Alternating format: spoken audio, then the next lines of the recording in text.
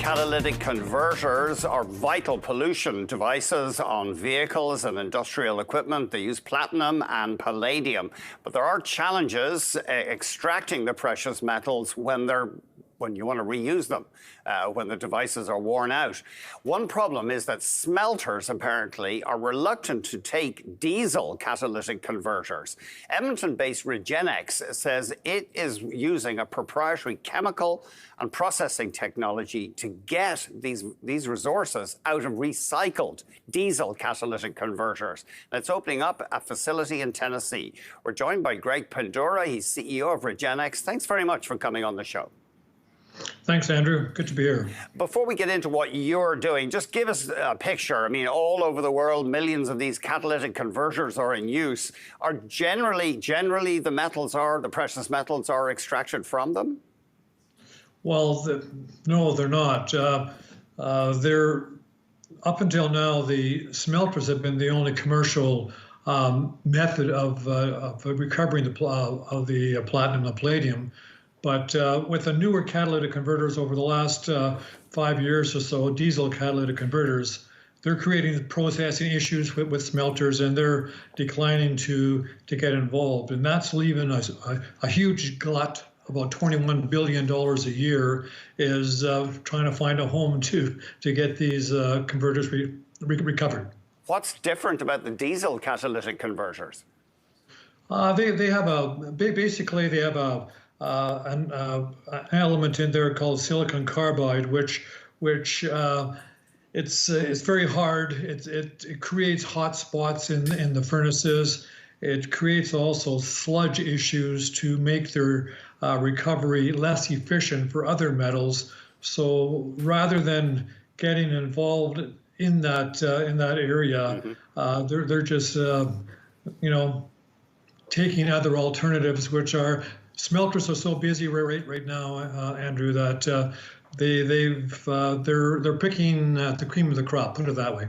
So how are you solving this problem, Greg? Well, we've got a proprietary technology, both on the chemistry side and the processing side, which it's a clean tech process. We're able to recover over 90% of the platinum and the palladium from spent diesel catalytic converters.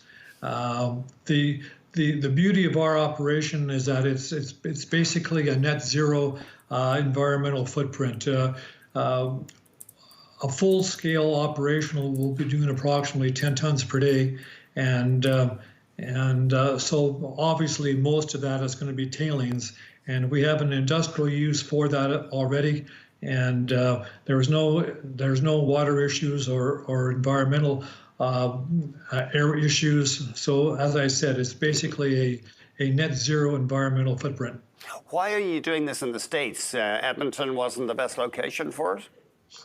Well, we bought a joint venture partner in Tennessee, a very large recycler who's been in the business for 25 years, Davis Recycling. And the beauty of that is that they take care of the supply chain management aspect of this whole business, which is very complicated.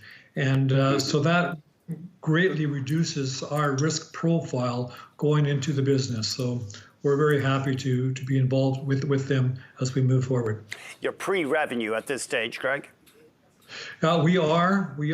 We built our first module, which is about 2/3 through its way through commissioning.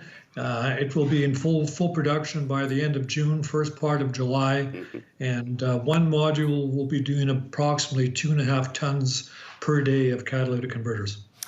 Tell us just very quick, as an expert in this area, we hear about them being stolen across North America. I'm sure it happens around the world. How do the thieves get money for them? They bring them to unscrupulous scrap dealers? Basically, I mean, it's kind of a big issue. There's no question about it, and because of the money involved here. But it's getting more difficult for them.